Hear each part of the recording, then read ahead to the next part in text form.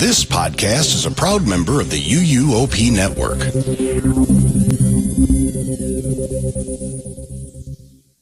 Are you ready to go the distance with Trisha's Disney pick? Or will Melinda deliver a Jurassic-sized knockout punch with her universal choice on this episode of Theme Park Throwdown?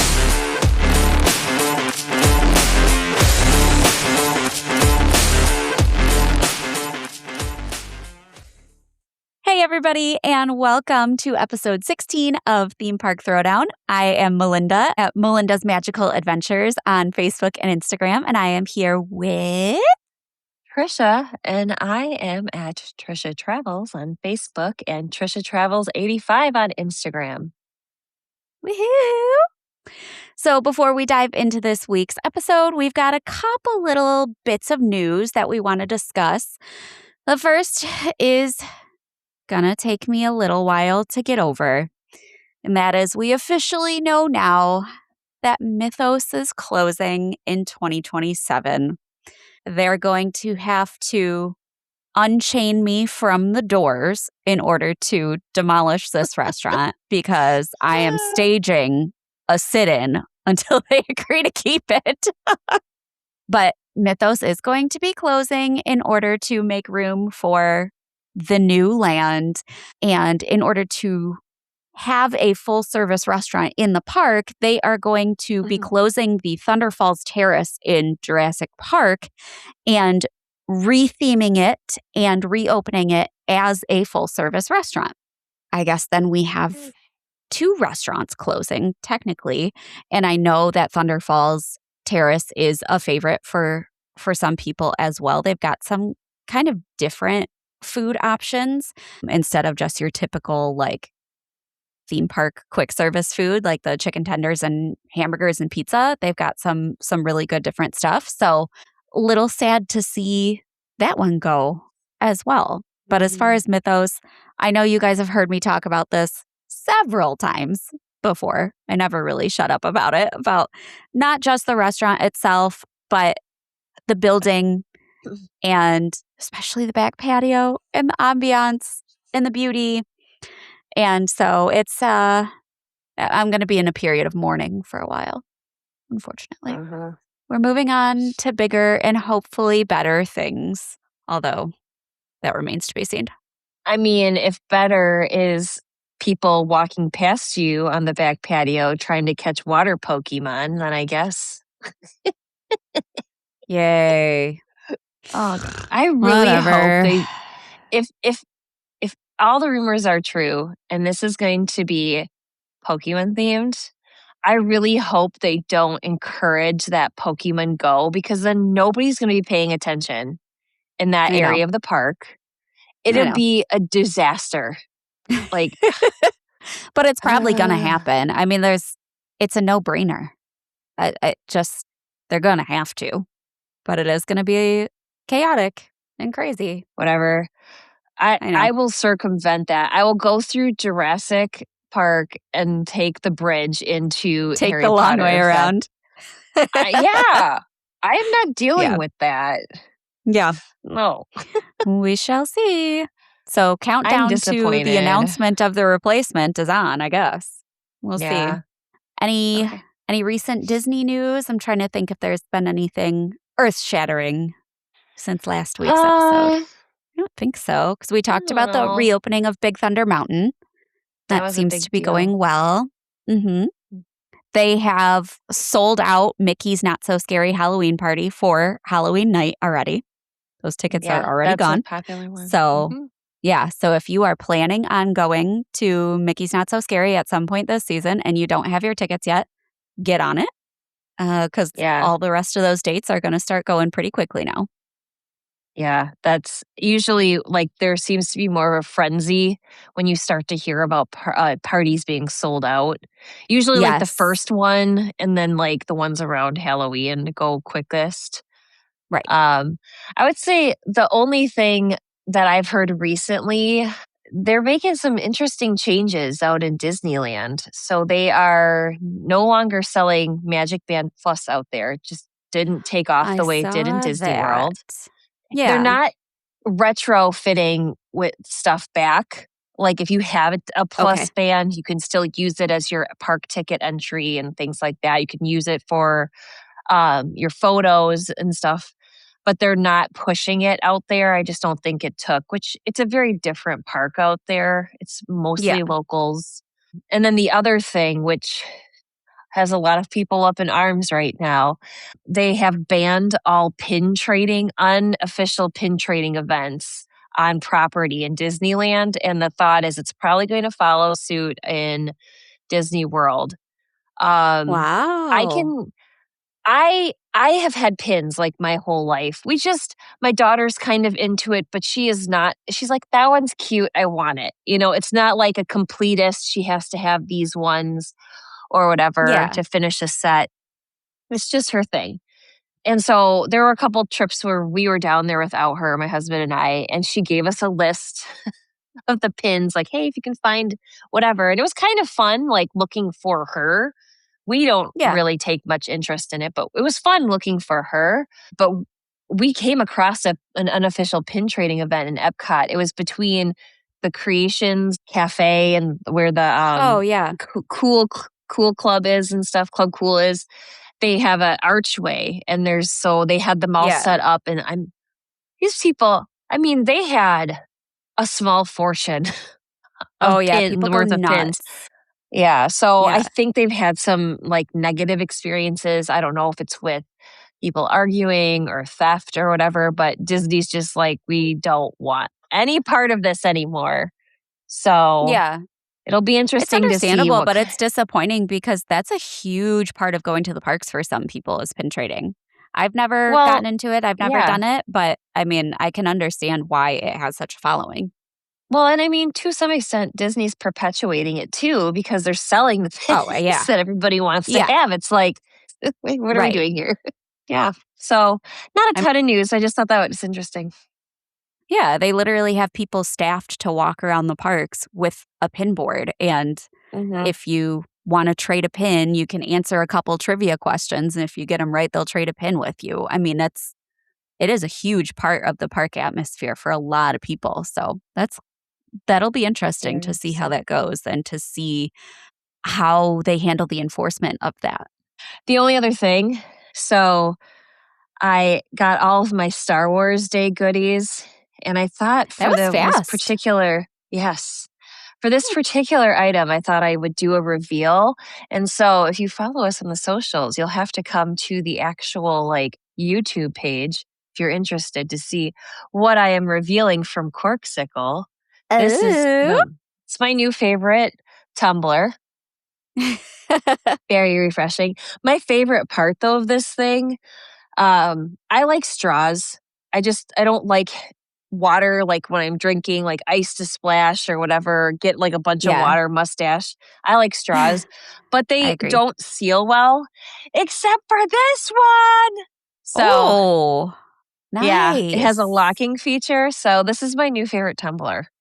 Okay, very cute. I don't have a Corksicle. I have like every other brand. I think Corksicle is like the one brand that I don't have, but I always want to go to like the Corksicle location at Disney Springs when I'm there and get one. I just don't want to then have to transport it home. So maybe I should look at getting one online instead. Yeah, I tried to be like the economical person that would bring like a reusable insulated water bottle to Florida. Yeah. It's just hard. It's hard to find water filling stations that have one cold water. Sometimes it's like walking into a quick service to get water is kind of a hassle if it's busy or whatever. So I just was like, you know what, whatever. I'm just going to bite the bullet and buy water. And I find if I buy water when I'm down there, I drink more than if I try to like continually refill.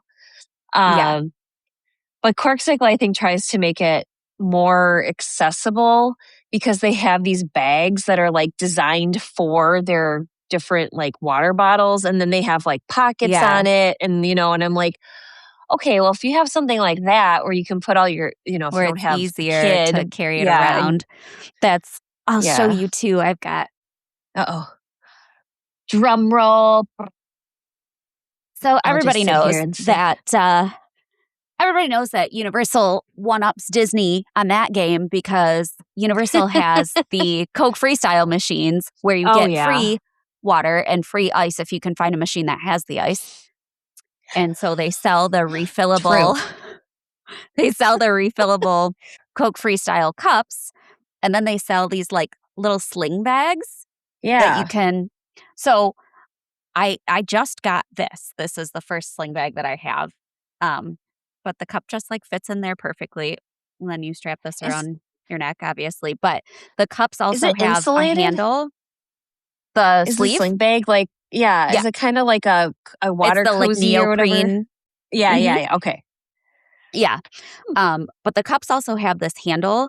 And so in the past, before I had that sling bag, I would just get like a carabiner and hook it onto like my fanny pack and then hook it onto the handle. Because the handle actually is pretty strong. So even when this is full, you don't really have to worry about it like breaking or falling off or anything. You might have to worry about the lid opening on you a little bit, but you know.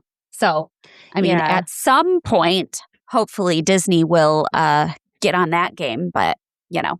I feel like that's going to be a battle. Which park helps you hydrate the best? I mean, that's not even a battle. There's no competition there. So, you're barking up the wrong tree. It's true. They need to put like, I'm hoping in the new areas they're developing, so in like Monsters Inc. and like the Villains Land and the new Cars area, I hope they put water filler like stations. Yeah. Because they did that for Galaxy's Edge, and it's so nice to have that someplace where I don't have to go and like fight a crowd, or go and ask for a cup of water, a little plastic cup that I like. Universal has even started putting not necessarily bottle filling stations, but at least like water fountains in the queues for some of their rides. Like Hagrid's queues has has drinking fountains and stuff like that. So if the line is really long enough, then they'll bring a cart out and sell you snacks and drinks from a cart. Anything off the trolley, dears? Oh my God, yes. So before we dive into this week's topic and this week's episode, we are going to announce the winner of episode 13, which was our water rides episode. And the winner for that battle was Universal, probably because of Popeyes for the most part. Oh, yeah. But I think also there's just more. It's only one more, but Universal has more water rides than Disney. That probably gave it a little bit of a leg up. I also think they were smart with like Toon Lagoon. Like they put those water rides all like right together, so you're not having to like traverse throughout the park to hit. I think Jurassic Park is right there too. It's only technically it's separated by another land if you want to give Skull Island that much credit, but land. Right. We've discussed that before. So moving on to the main event for this episode, we are going to dive into roller coasters. Now this is going to be a several part series because we've got a lot to tackle here and we want to make sure that we give every ride its flowers and its attention. So this is part 1. Trisha, are you ready to get started? Oh, yeah. Bring it. Bring it. Okay, so the way we're going to divide this is we're going to tackle the park that we have the most roller coasters in. And so for me, that's Magic Kingdom. And I was thinking as I'm coming up with like how I want to sell this, there's no way Disney could win this because that's what Universal is known for. But then I started to think about it and I'm like, well, dang. Disney stepped up its game the last few years. It has quite a few roller coasters, and most of them actually are. Many. Yeah, and most of them are in Magic Kingdom. So if you're looking for like nostalgia, a coaster for everyone in the family, or you just want to hit as many coasters in a day, I'd say head to Magic Kingdom. That's a great place to start. Now, something to be aware of, because I'm going to cover like a whole bunch of points for each roller coaster, and that is Lightning Lane. For our Universal listeners out there, if you're not really sure what that is, it's essentially the express pass that Disney has. It is more affordable, but it's also somewhat limiting. So you have to schedule kind of your times for rides every couple of hours or after you've used the ride. It runs like $25 to $40 per day per person, depending what park you start in, how busy the parks are. I would say, being kind of an expert at using the service, I can get anywhere between 5 to 8 Lightning Lanes a day, which doesn't sound like a lot, but if you're waiting in line on average at least 45 minutes, that's several hours of time saved over the course of the day. Chunk of time. Just something to be aware of as I talk about kind of like some of the lingo. So I started by speed. And the first roller coaster that we come across is the Barnstormer. Now, this opened in 1988 originally as the Barnstormer at Goofy's Wiseacre Farm. And it was rethemed during New Fantasyland, which was in 2012 when that reopened, as just the Barnstormer. They actually shortened the name for once. Who would have thought? But this is your traditional like kiddie coaster. It wasn't like Imagineered. It was here it's an erector set of a coaster, put it together kind of thing. It takes place at Goofy's Sky School, so he's your instructor. You're learning how to fly an airplane. It's cute for little kids. There's like a billboard that you like fly through with like a airplane cutout. I have to say, my brother and I rode this. He is like 6'2" and I'm 5'10". So cramming legs of that length into this ride was entertaining. Top speed is 25 miles per hour, and the ride is about a minute long. So people complain about Seven Dwarfs, which I'll get into in a little bit here. This is really short. So the nice thing is the wait time's only about 15 minutes, but there's no queue really. It's just a switchback, so the wait feels longer than that. With Lightning Lane, if you buy kind of the standard one, they divide the attractions into group 1 and group 2. So your group 1 attractions are going to be your most sought after ones. You can pick one from that attraction group, and you can pick 2 from the group 2 attraction, like as part of your kind of starting Lightning Lane. So you get to start off the day with 3. You can change those once you've used your first one. I've done it where I've changed it to other parks that I'm going, and I know I want a more sought after attraction in a different park later in the day, kind of however you plan to use that. But this would be considered a group 2. So it's a lesser sought after Lightning Lane pass. There is no on-ride photo. And like I said, you do get pretty wedged in here. You can find this in the Storybook Circus area of Fantasyland. So it's kind of tucked back right behind the Tomorrowland Fantasyland kind of meets. Our second roller coaster is actually Space Mountain, which feels a lot faster because I think you're in the dark and you can't really tell when your head's going to be decapitated. Can't get your bearings anywhere. Yeah. I never put my arms up on this. I just, no. Have you ever done it with the lights on? Oh, yeah. It's terrifying. Yeah. Even being as short as I am, it's scary. You're doing one of these things. Yeah. Fetal position. So this one opened in 1975, and essentially the theme is that you are boarding a rocket ship at a spaceport and taking off to race another rocket ship. It's a dual track. I've been on this thing so many times. I have never once actually raced the other track at the same time. It's never happened. Oh, me neither. So I don't know with like Stardust Racers if they try to make that when both tracks are running, if they actually do try to make it more of a Oh, yeah. race. Yeah. Yeah, they don't do that with Space Mountain. That is kind of a bummer Yeah. since that was the intention.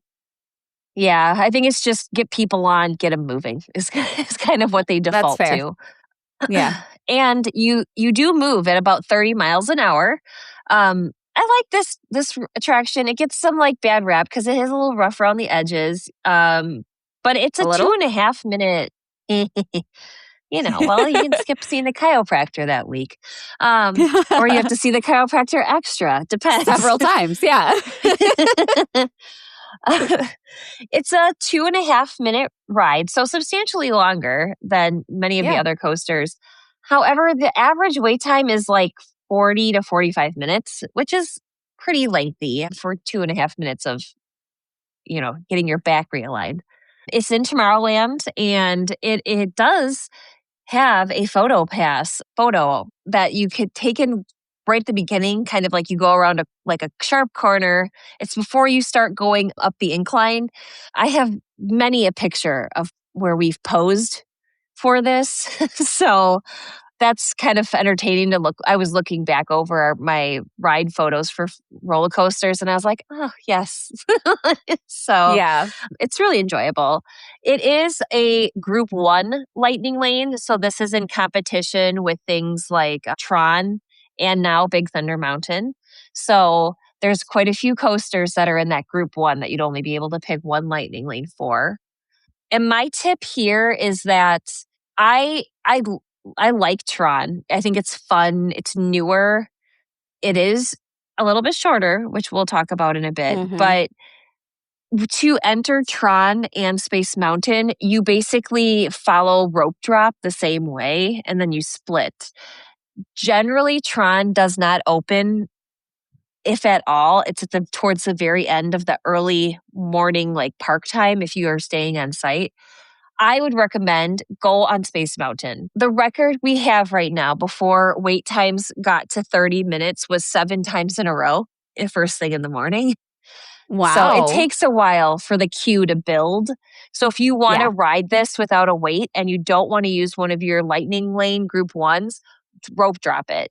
Honestly, you could probably rope drop it and then get off, go to Tron, and you might end up waiting 15 extra minutes for Tron if you don't want to pay for that individual lightning lane. So that's just a tip if you're trying to kind of navigate the park as quickly as possible without spending an exorbitant amount of money on lightning lanes.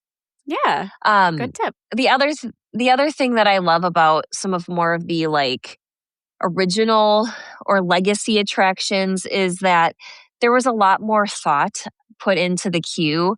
So there's like a lot of little Easter eggs throughout this queue. There's like a sign that it's a map, a star map that says Disney's Hyperion Resort. And Hyperion was the street that Walt's first studio was on. And there's another like spaceport sign that says Spaceport 75, referring to the year that the attraction opened. So there's just a lot of little Easter eggs that you can look up online and then try to spot them when you're in the queue if you're, sick of playing heads up or whatever. Yeah. All right. Our next one is Seven Dwarfs Mine Train. This opened in 2014, so a couple of years after they had redone Fantasyland. I can't believe it's already been open for that long. I feel like it just opened like a couple years ago. That's crazy. I know. And it's still very popular. Oh, yeah. I would not rope drop this. My husband was almost taken out by a stroller when this woman was running and she like shoved her stroller in the general direction of stroller parking and then just kept running. And meanwhile, the stroller, there's not many hills in Disney World, but like it made it up part of the incline and then it started, we just watched it as it made its way back towards Main Street. So I hope they found their stroller. Oh my God. But like, I hope they didn't. People are crazy. I hope they didn't find their stroller. What? Oh my God. Have some human decency, please, people. It's true. Anyways. So this is basically just they repurposed scenes from the slow ride that used to be there for I think it was like Snow White's Scary Adventure. They still have it in Disneyland. Yeah. So it's a roller coaster through various scenes of Snow White. The seats themselves are little mine carts that kind of sway back and forth, which is cute. It's nothing like, those like amusement park, like traveling amusement park rides where it's just a little bit of movement, like when you go around corners. That you can it adds a barely little tell, bit. honestly. Yeah. The top speed is 34 miles an hour. And people say it's really short, but actually it's a 2.5-minute ride because there are areas where you like slow down and like you're going through like the mine scene. And so that actually eats up some time. The average wait for this is well over an hour. So just be aware of that. Yeah. And you have to buy an individual lightning lane for this, which means if you buy lightning lane, you have to buy this at an additional cost. And it usually runs between $13 and $18 per person. So, and you can only do this once a day for the individual lightning lane. So if you're already spending, 20 some dollars, $25 for lightning lane, and then you want to buy this for another minimally $13, you're sitting at about, close to $40 in lightning lane fees just there. So it doesn't sound like a lot, but they add up quick in the course of the day. I would recommend that you try to go more towards the evening, like shortly before park close, or you go during the fireworks if you don't mind missing like the castle show. This is still touted as like a family coaster. So, and like everybody then thinks that it's a family coaster. So a lot of times later in the evening, you have more adults and fewer kids because kids get tired and they head back to the hotels. So the line tends to shrink a little bit. And I will say this particular roller coaster has some pretty good on-ride photos. It has 2 different photo locations, and one is sort of like a moving video photo thing. So I like that. The photo spots they're outside of like any indoor areas where at the drops. So my favorite one is when I looked like I was sneezing because I was trying to be like one of the dwarves, and then there was another one where I was yawning. So I do weird pictures like that because I can. It's cute when you know when the camera is, though, and you can do little fun stuff like that. I took your recommendation on this one when I was there a few months ago, and I did it during the fireworks, and it was so cool to watch the fireworks from this ride. It was really neat. Oh, I'm glad you enjoyed that. Yeah, it was awesome. All right. And that was the first time I had done it, too, so it was kind of cool to you do miss a little bit of like the thematic elements and things like that when you're on it at night. So I don't know if I would recommend that for your first time, but it still was really cool to experience it that way. Yeah. Oh, that's cool. Another roller coaster that's fun to ride at night and during the day, and is my favorite roller coaster, and I'm so glad it's open now, is Big Thunder Mountain Railroad. It originally opened in September of 1980. It just reopened like this month. And basically, it's just a wild train ride through the wilderness, the West, like mining towns, and just kind of like scenes from kind of the Southwest area of the country. Top speeds are upwards of 40 miles an hour. And it's a 3.5-minute roller coaster, which is the longest one in the park. So that's pretty good. I like it. Prior to its reopening, wait times were around 40 minutes. I was kind of keeping an eye on the wait times. They've been closer to like 55, 60.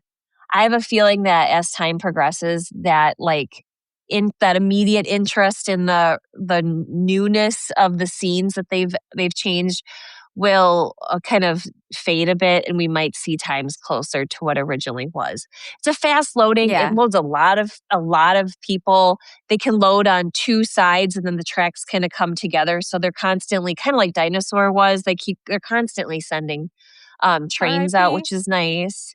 Yeah. Yeah, I know. So this one you can catch in Frontierland. It's towards the back of the park. It is a Group 1 lightning lane. So again, this is up against like Space Mountain. So you'd have to pick one of those options. there was previously no ride photo. After an entire closure for a full year, there is still no ride photo. That's really surprising. Wah, wah. I know. I was like, why?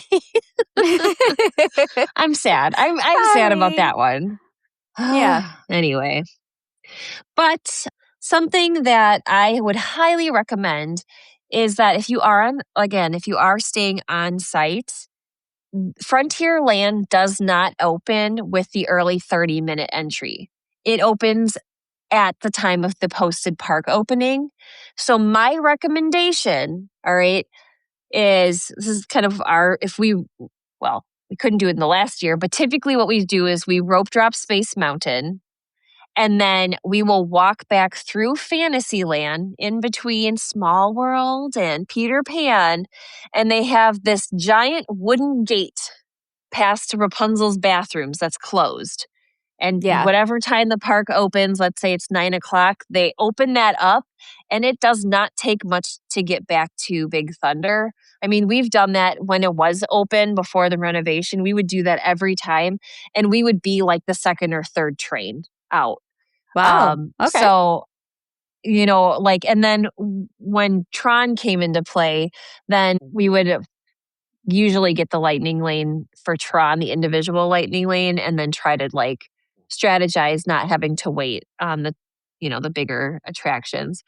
My family's a little bit older. My daughter doesn't want to go on Peter Pan. She doesn't really care about Dumbo anymore. So a lot of those rides, we just don't even ride anymore. So finding the value in Lightning Lane versus can we make a really smart touring plan for the day and not have to spend that much on Lightning Lane. Yeah. It's a game that I play every time. I gotcha. So our final and newest coaster in the park is Tron Light Cycle Run. It already opened 3 years ago, 2023. It doesn't seem like it's even been that long. After being under construction for 30 years.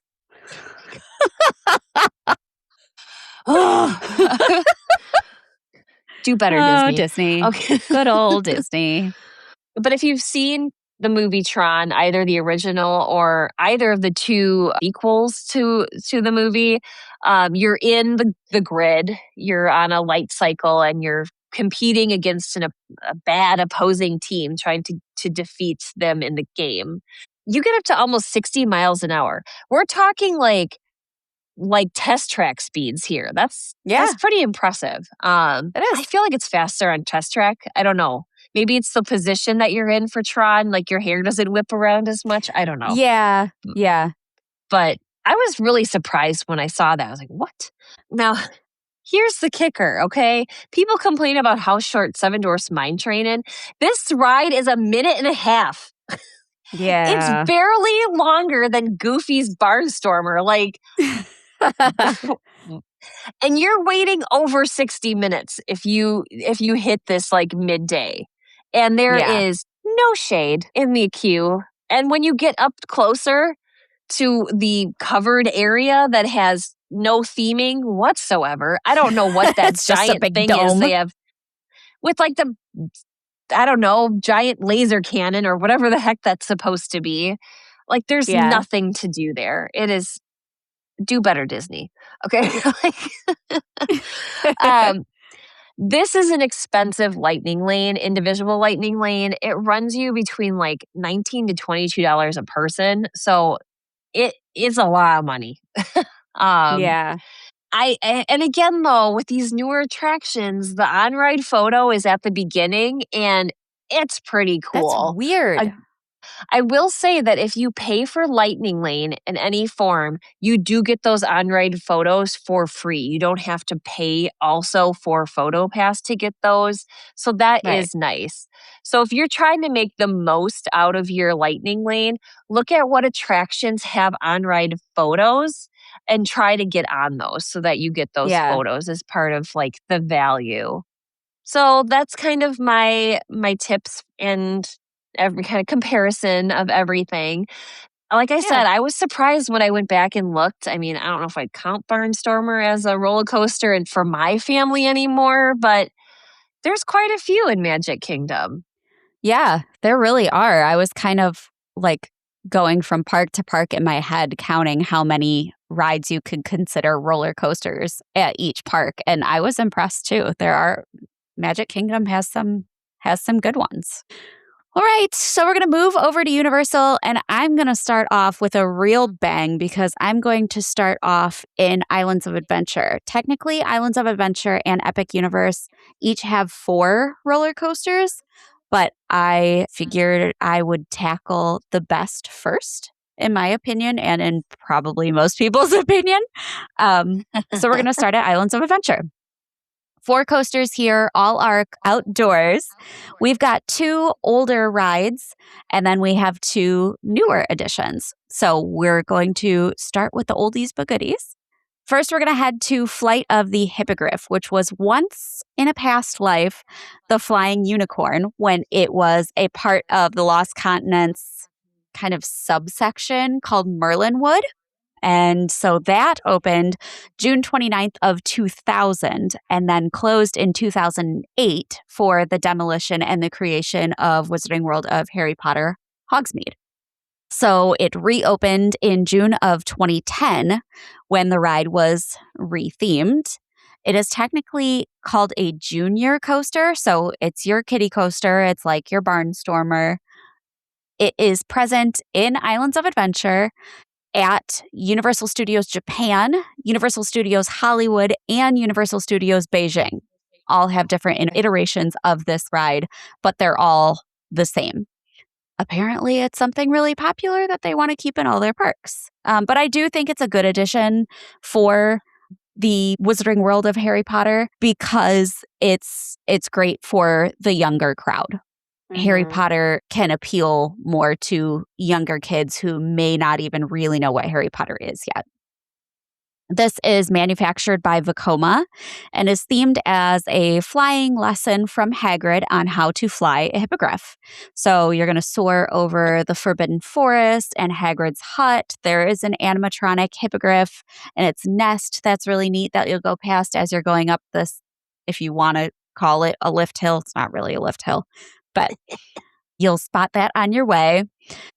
Not really a lift hill because the highest point of this roller coaster is 42.7 feet.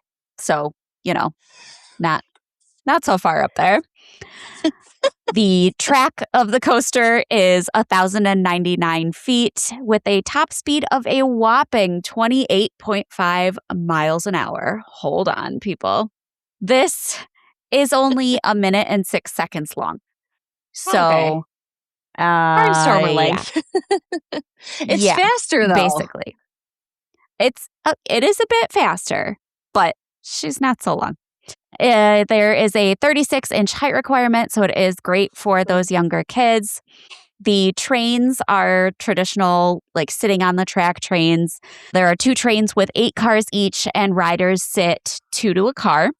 It's got a lap bar that comes across with some kind of like netting in front of it. It's really cute for kids. There's very little thrill. It does like kind of whip you around a couple little corners, which is cute and fun, but it's often not going to be worth the average wait time, which is 34 minutes long. And that's especially when almost the entire queue is outside in the blazing sun with no cover. It can get really, really hot in the sun out in the queue for this ride. Do with that what you will. Don't quite know that it's worth it, but it is cute, especially if you have express passes or if you can get in on a lower wait time. We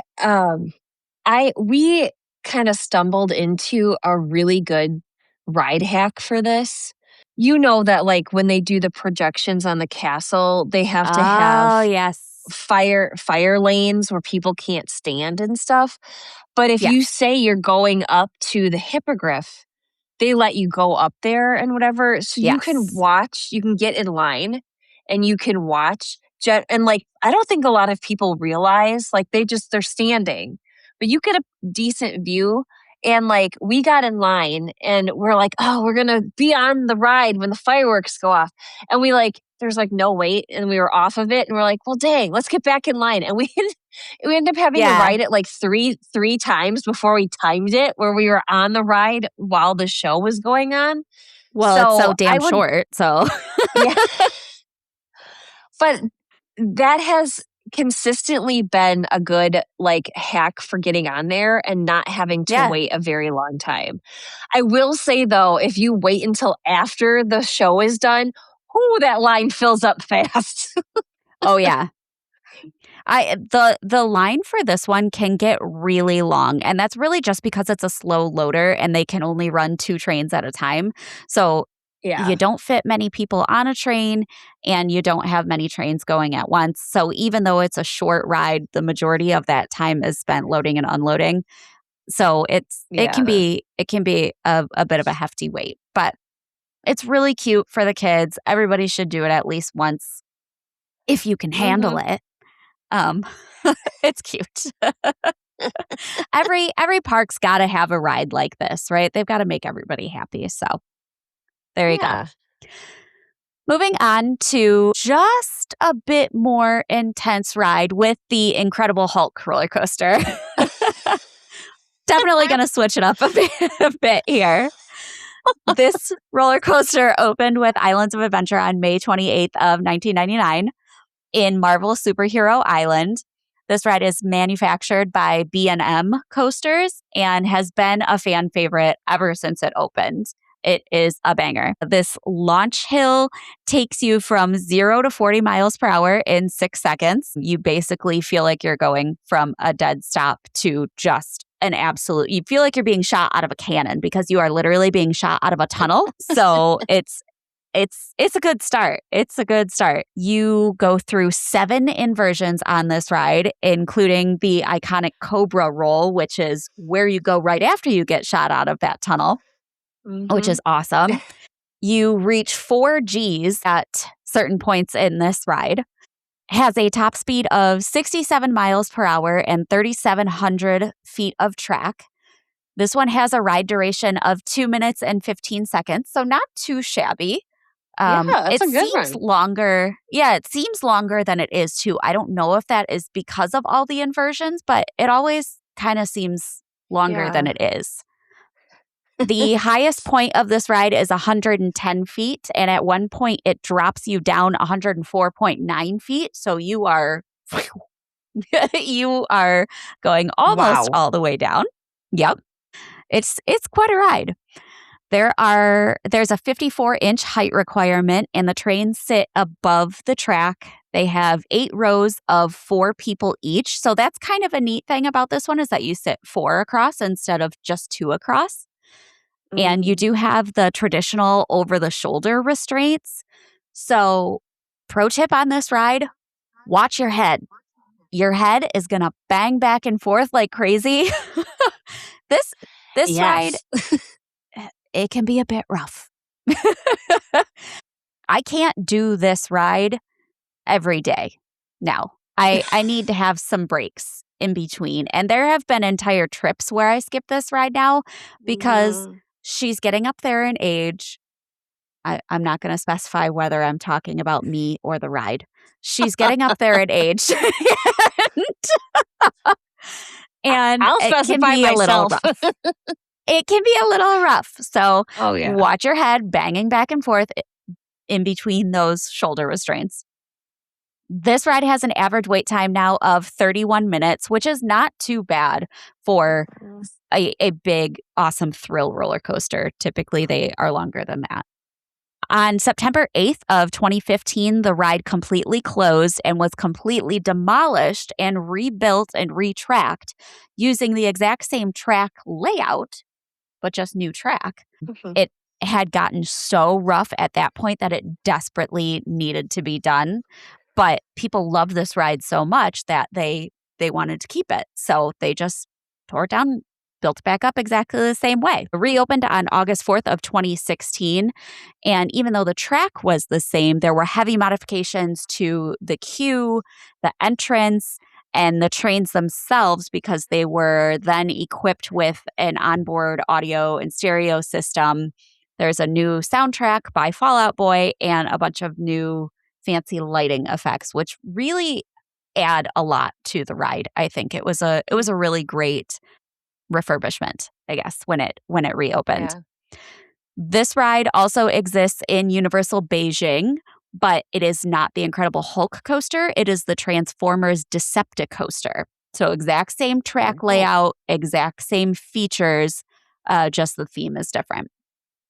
Last little point for this ride, there are lockers which are required for any loose articles. Can't wear glasses, can't wear hats, can't bring wallets, can't bring phones. You do go through metal detectors, and they will force you back out of line to put everything that you have into lockers before they allow you to ride. So just make sure everything is out of your pockets and you'll be good to go. My husband sets those off every time. Really? He wears this belt. It's a magnetic clasp. And that sets it off every single time. And I'm like, could you please stop wearing that to the park? And then he's got to get wanded down. Yes, it's at that ride. It's at the start of the parks. I'm like, can you just use a string? Like, slow us down here, man. Yeah. Any roller coaster at Universal Studios that has any sort of inversion, you have to go through the metal detectors, which, I mean, they're there for a reason. It's for safety purposes. So it's a good thing, but it is also a pain in the butt. For those of you that don't know, in order to scan in and out of those lockers, you have to have your park ticket or your whatever you use to get into the park. So your park ticket, your annual pass, that is what you scan in order to get a locker. And the lockers are free while you're riding for a certain duration. They take a look at the wait times and then allow you so much extra time built in there as a buffer. So you get it for free while you ride. But there have been several times where I am just so focused on getting everything in the locker and not forgetting to put something in the locker that I'll also put my park ticket, which you're supposed to use to access to the locker, in the locker. And then you've got to find a team member, and they have this like swipey thing that they'll use to get you in there, and you got to feel like a complete idiot. I have done it more times than I can count, so just be aware of that. I'm always worried my ticket's gonna like fall out of my pocket. You know, like I'll have it. So my husband, he's the cool guy with the cargo shorts. And he has like those zipper pockets. So he's in charge of making make sure it's always in a zippered pocket. So I usually, since I'm an annual pass holder and I've got the like plastic card, it's not just like a little paper ticket. I usually have a lanyard that I'll keep my annual pass and my room key if I'm staying at one of the signature resorts, so that I've got the express passes. I'll like keep one on one side and one on the other side so I can flip it back and forth really easily in the little like clear pocket that attaches to the lanyards. You can bring lanyards on with you. They just ask that you tuck them in your shirt. So that's kind of what I typically do, is put those cards in the lanyard and then tuck the lanyard in my shirt. And then I don't have to worry about not having my park ticket to access the lockers. All right. So now we've got, in my opinion, two of the top roller coasters in the entire world. And this isn't just my opinion. It's going to be a lot of people's opinions. We're going to start with my personal favorite, which is Jurassic World Velocicoaster. She's a beast.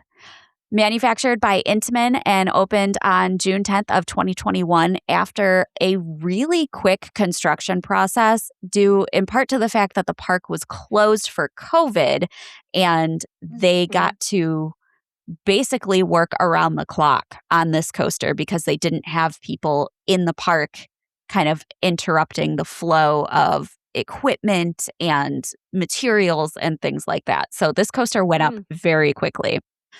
This coaster has two absolutely insane launches, which are probably my favorite part of the coaster. I love inversions, but speed is my thing. I want to go as fast as humanly possible, and this gets you there.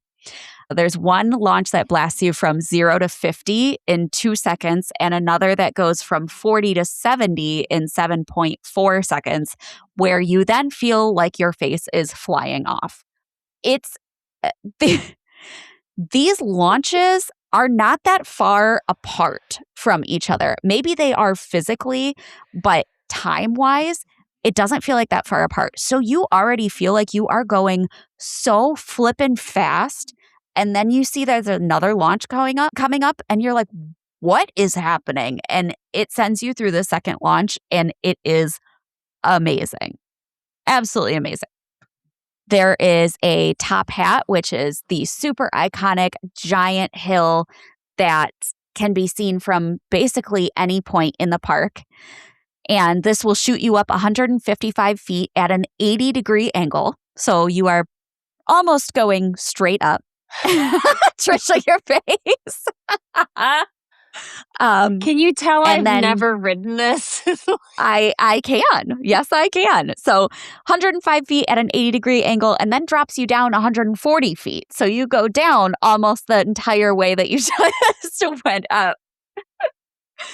This is a really long coaster at 4,700 feet of track and a duration of exactly 2 minutes. So I guess time-wise it's not long, but distance it's long. But that tells you how fast you really are how fast you're going. Oh my I know. God. I know. There are 4 inversions, one of them being the Mosasaurus roll, which is another one of my favorite parts, that drops you down right near the surface of the water. You are right above the lagoon that is in the center of the park, upside down. And it feels like you are just hanging upside down, flying down this track for so long. Does it take that long to get through this inversion? No. But when you're on it, it feels like it does, and it's awesome. There's a 51-inch height restriction. The only restraint is a lap bar, which I love. A lot of people don't. A lot of people are like, no, if I'm going that fast and that high, I want to be strapped the hell in. Now, with this lap bar, you're not going anywhere, but it feels like you are. It feels like you are. You definitely get some serious airtime on this ride, and it's one of the best parts about it. When you're going over that top hat, and you literally are like, whoop, out of your butt is out of your seat, and it's awesome. And this ride. No. Go ahead. No. Yes. Lap bar. Absolutely. Okay. I'm just thinking, okay, flight of the Hippogriff, 28 miles an hour. It's not that kind of lap bar. It's a much more intense lap bar than Flight of the Hippogriff. Velocicoaster, 900 miles an hour, lap bar. God. It's awesome. This ride seats 2 people across and 24 people per train, and they absolutely kick people through this ride. This ride is such a quick loader. It is unbelievable. They got through the first 1 million riders on this roller coaster in like a couple months. It was wild. Wow. Yeah, wow. It's a super fast loader, so that's great. Keeps wait times down. It's awesome. The theming of this ride is absolutely amazing. It's supposed to be like you're running amongst the raptors, but I don't know if you're running amongst them or if they're chasing you. It's kind of hard to tell at one point or another. They are also kind of difficult to catch because you're going so fast. I'm not kidding you.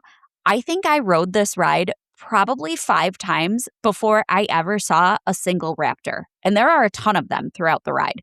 But I was so just like amazed by everything, and you are flying so fast and my vision is so bad that I didn't even catch any of the raptors or anything like that until I had been on it several times, and then at that point like knew what to expect and could actually take a second to look around me and see what was going on.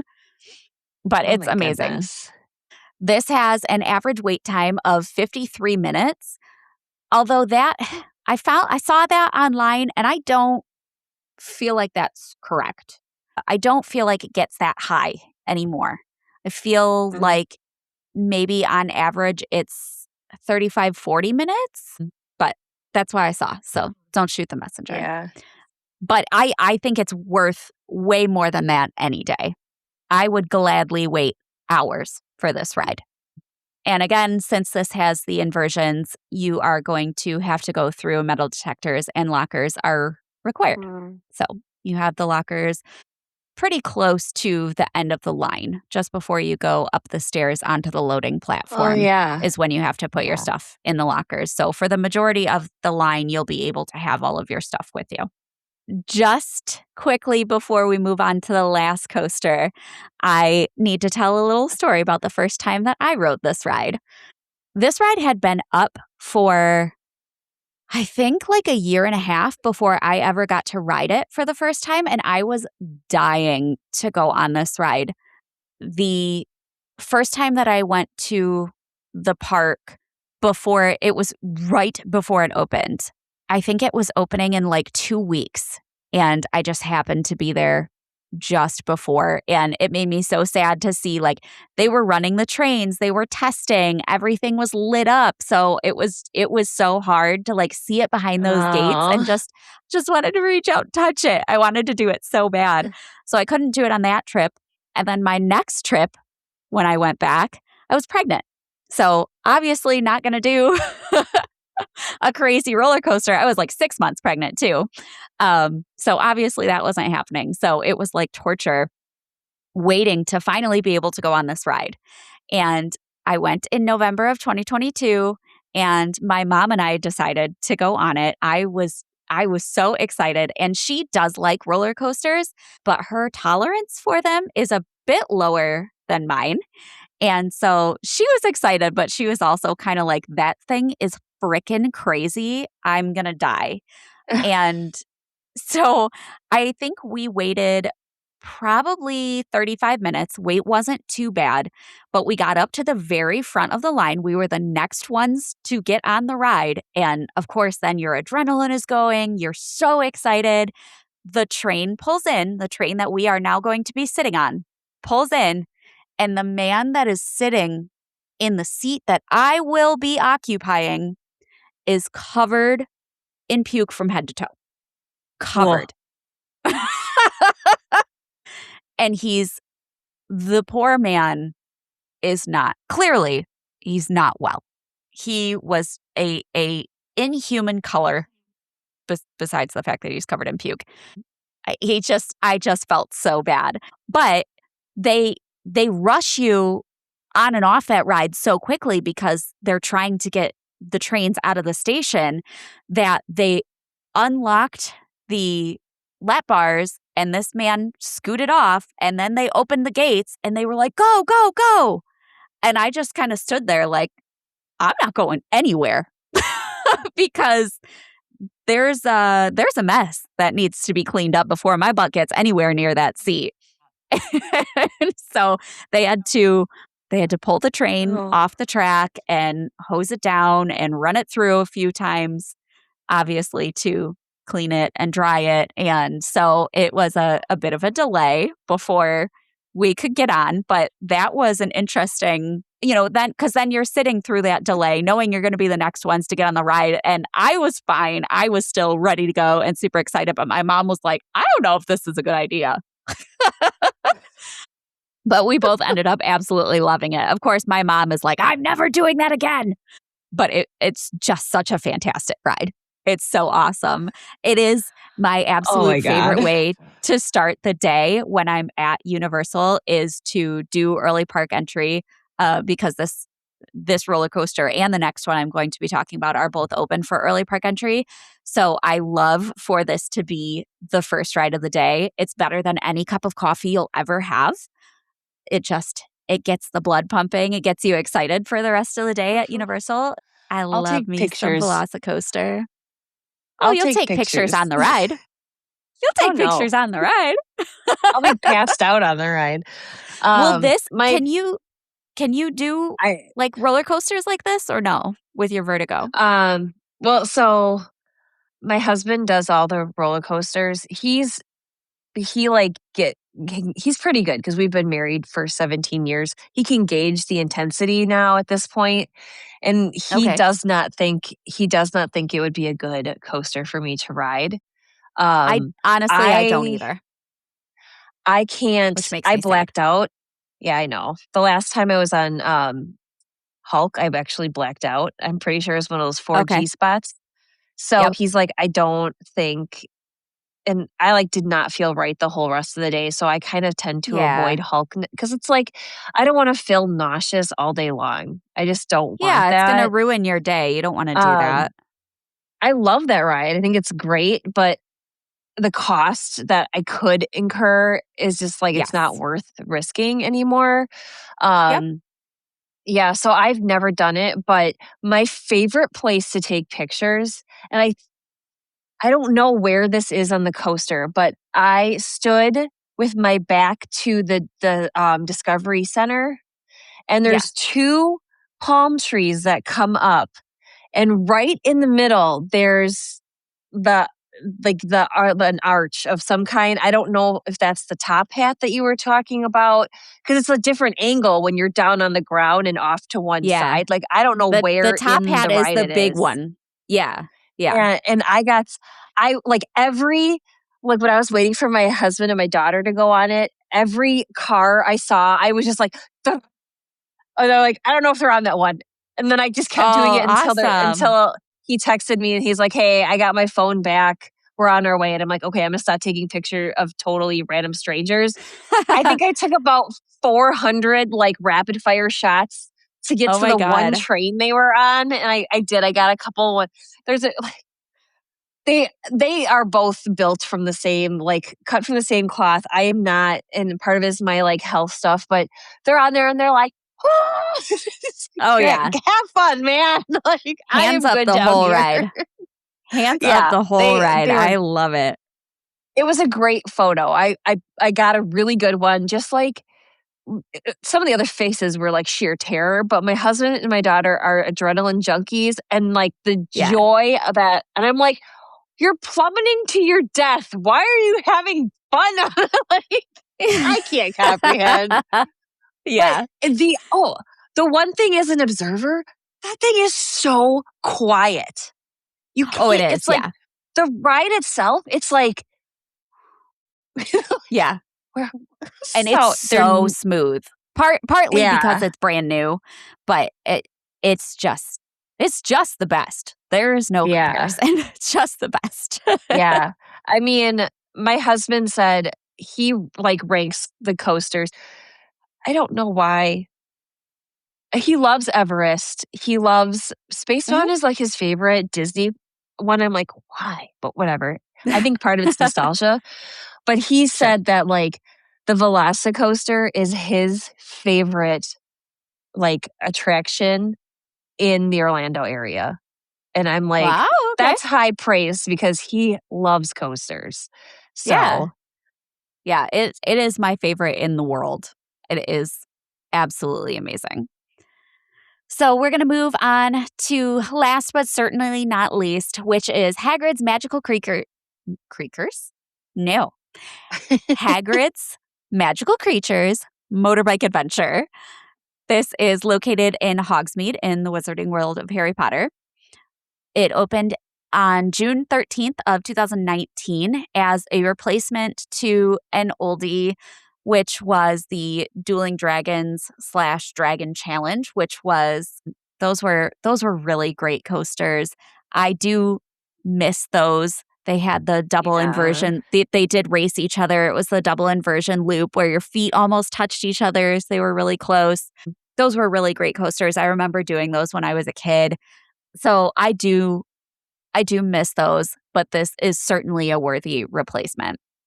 This is partially enclosed with both indoor and outdoor sections and will take you through Devil's Snare and the Forbidden Forest. It is manufactured by Intamin, has 7 launches, which was the most in the world Oh. when it opened. There are no inversions on this roller coaster. And it does have a drop track that will plummet you 17 feet straight down in pitch black. And if you don't know it's coming. This is my this is my favorite ride in the park to ride with people who have never been on it before. My absolute favorite, because I'm not saying a word. And to see people's Oh my reactions God. when you hit that drop track and you just fall straight down is incredible. I wish they did what Disney does on like Guardians and Mine Oh Train, my where they God. take just like the short video. I don't know how it'd be really difficult to do that because you are Yeah. dropping. But if they took a picture or a video of you at that instant, they would get some incredible results. I think that would be so funny. I did not I'm not a spoiler person. I don't like to know. I get a general sense if it's a roller coaster I can handle. So I didn't know Yeah. about that drop. And dropping like Tower of Terror, that's another one. Like anything that Oh, has that's like not a good lot for of you, like right? yeah. So I didn't know how far this drop was.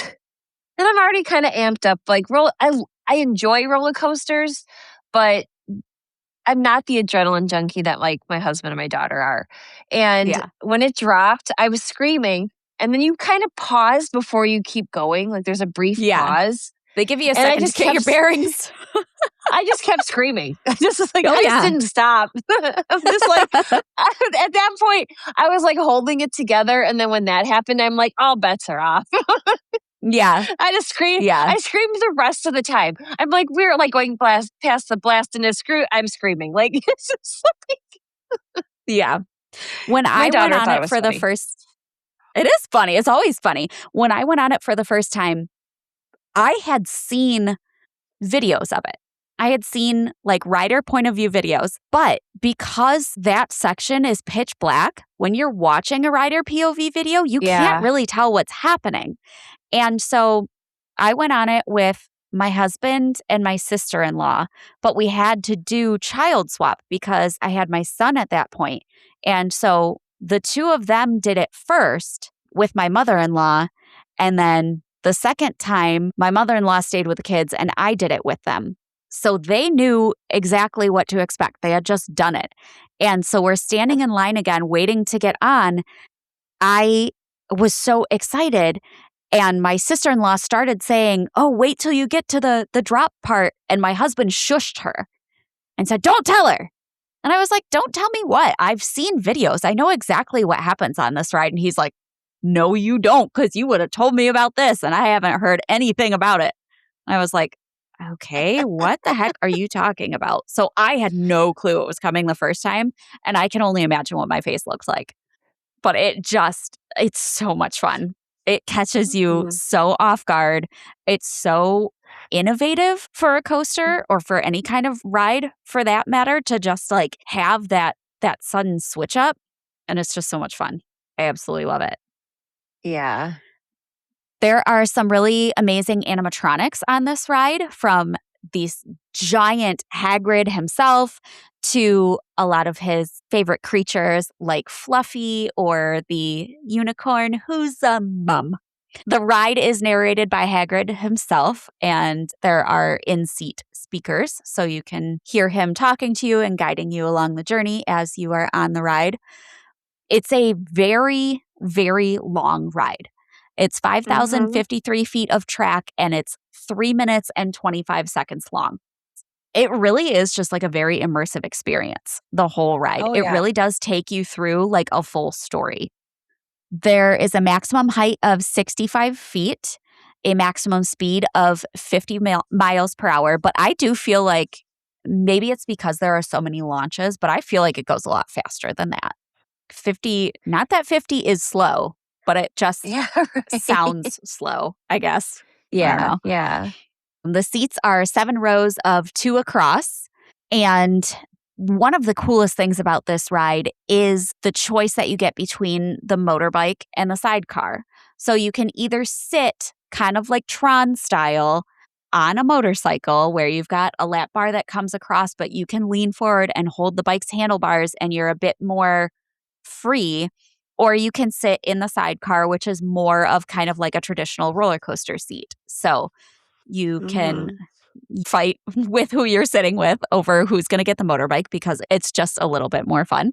Because this restraint system is a little bit odd because of the shape of the seats, I do recommend trying out the test seats that are in the front of the queue, like before you get on the ride, if you have any concerns about positioning or, mobility.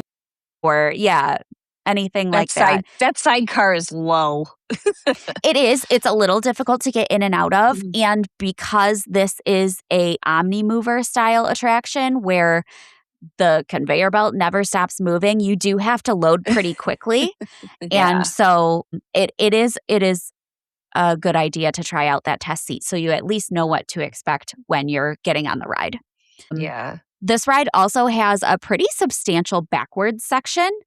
It goes on for quite a while, and if I am remembering correctly, there is at least one launch backwards. So if you are prone to motion sickness, backwards motion on rides can get me pretty often. That's one of the things that will trigger my nausea really quickly. And this one can give me some trouble every once in a while just because that backwards portion is so long, but it's worth it. I don't even care. It's worth it. I think this ride is the perfect combination of the thrills that you get from a traditional roller coaster, but the thematics and the immersiveness and from a Universal style ride. This one is also, along with any other roller coaster, I guess, but is really amazing at night. You really do feel like you are flying through this forest at night. It's really cool. Yeah. This one has an average wait time of 105 minutes, which I feel that is pretty accurate. Yeah. It's the lowest wait times are going to be usually around lunchtime is when you'll get the lowest wait times. Most people that are rope dropping for early park entry are going to run right to Hagrid's. Don't do that. It's really not going to save you much time in line. It's just not, because that's what everybody is wanting to do. If you're rope dropping, go to Velocicoaster and then save Hagrid's for a little later on in the day. This one, again, lockers are required, but since there are no inversions, there are no metal detectors. So you can keep your phone if you've got a pocket that's going to keep it secure. You just can't bring bags or bigger loose articles. That's Hagrid's, and those are all the coasters at Islands of Adventure. I will say this about Hagrid's. I think it ushered in a new era of roller coaster. And not it's just so roller much coaster, more than just a roller coaster. I look at starting from the beginning, the queue is phenomenal. It is. And honestly, except for Flight of Hippogriff, because it's, pretty much every Harry Outdoors. Potter attraction has a really interesting queue. But I look at that, and then I look at a story is being told with this really cool ride. There's unexpected components to it. And I look at that and I'm like, this is how Rise of the Resistance came to be what it was.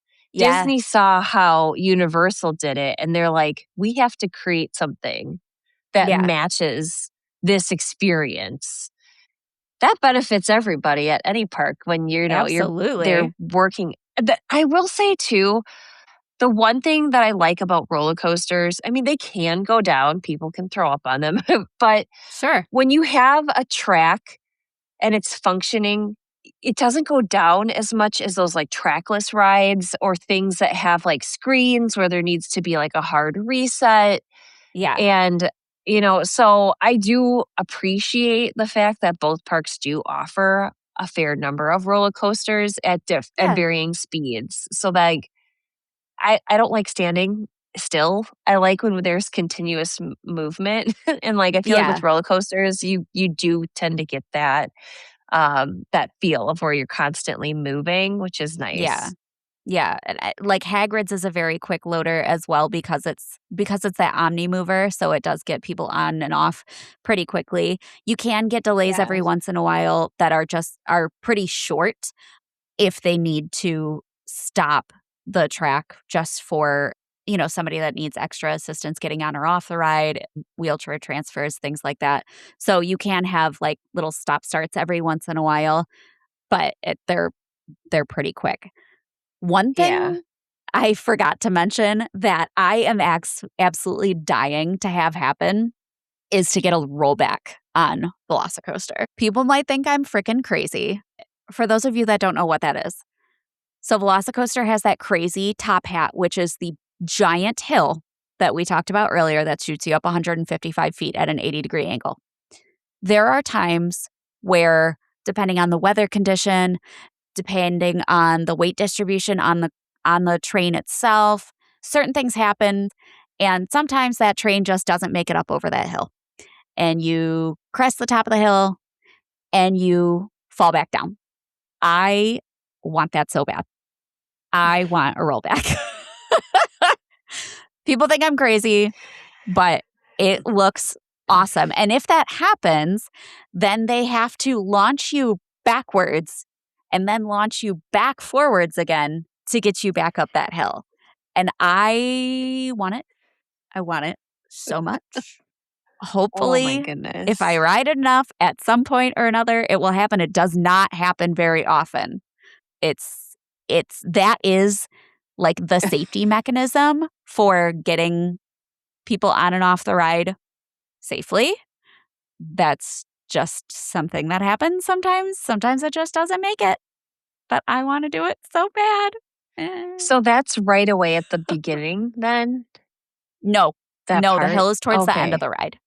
So how does that work then if it doesn't make it with the trains behind the one that can't make it over?